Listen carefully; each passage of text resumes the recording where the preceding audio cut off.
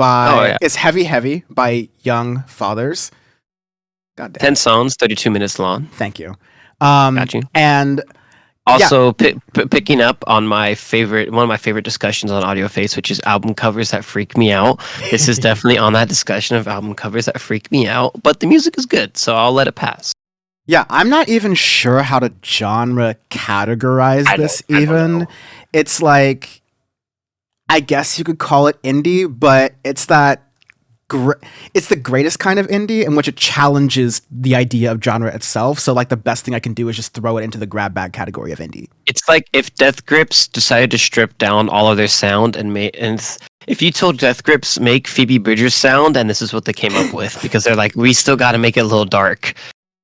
Yeah, it's dark, but it's definitely a lot more approachable than I'd say about 95% of Death Grip's discography. Yeah, that's for sure. Yeah, like it's almost got some like folk almost like inspirations from it that I feel from there, but it's just a lot of different bluesy type stuff. I mean, the first song Rice I kind of liked, but I really started getting into it in I Saw, which I saw it goes hard.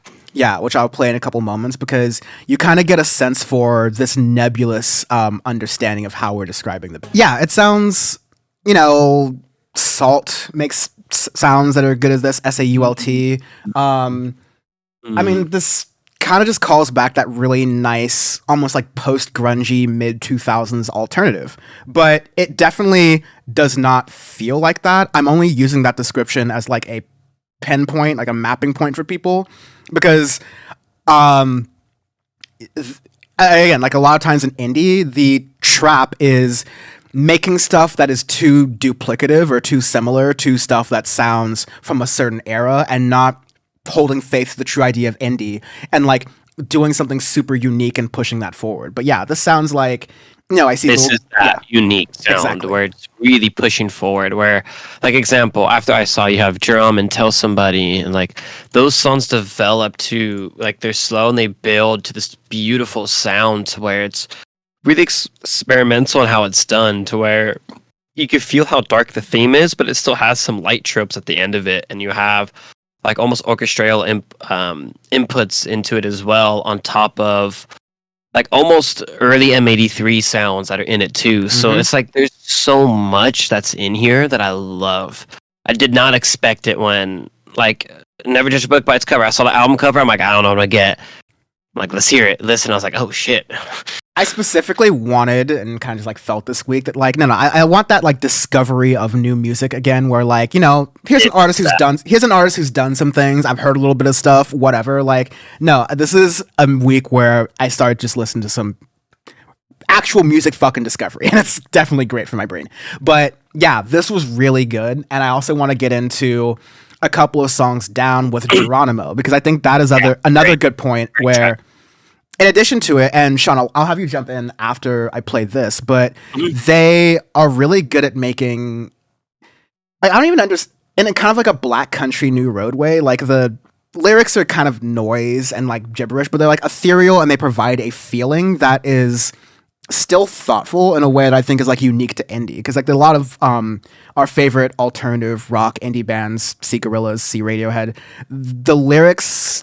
They're there, they have meaning, but they're also meant to be very abstract, and I think that helps in enjoying a lot of the sound itself. I mean, the last thing I'll say is that song, especially on this like third listener so I've done of it, that invokes Animal Collective for me, which is like a very good. That's a very tall order for me. That's a lot of honor I'm giving them that. Yeah, I could actually really see like early Animal Collective in that sound. Yeah, that's actually a perfect comparison.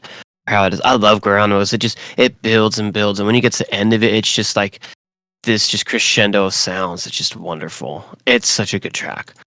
Later on throughout the record, because it's a pretty short record with how it is, right? It's only 32 minutes, 10 songs. Very easy to get into.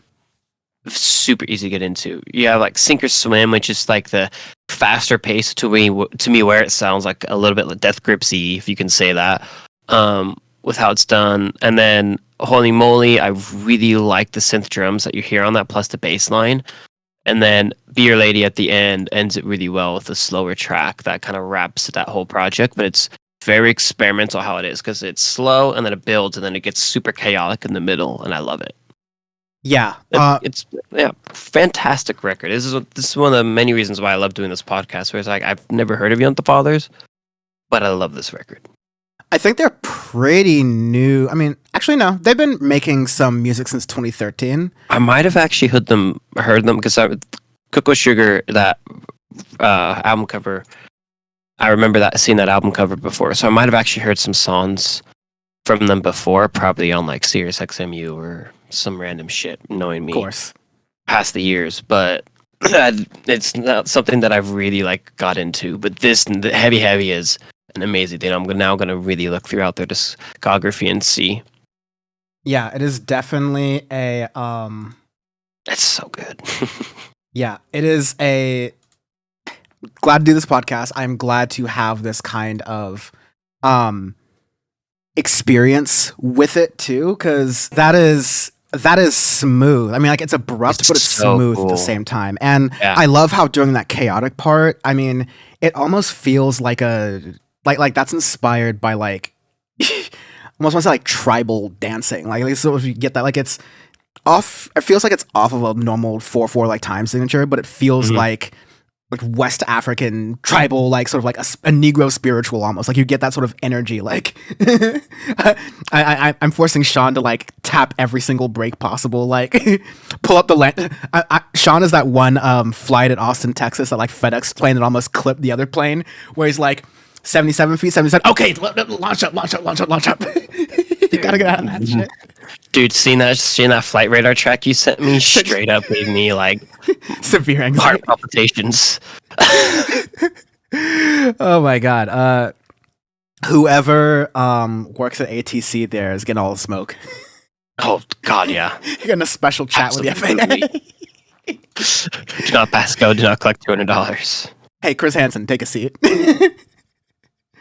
But yeah, this is some damn good indie. I'm gonna send this to like all my indie heads. You should too if you are an indie Absolutely. head. This is gonna be one of your probably on constant rotation, and it is incredibly approachable at 30 minutes. I think this is some notes that a lot of other indie music could take.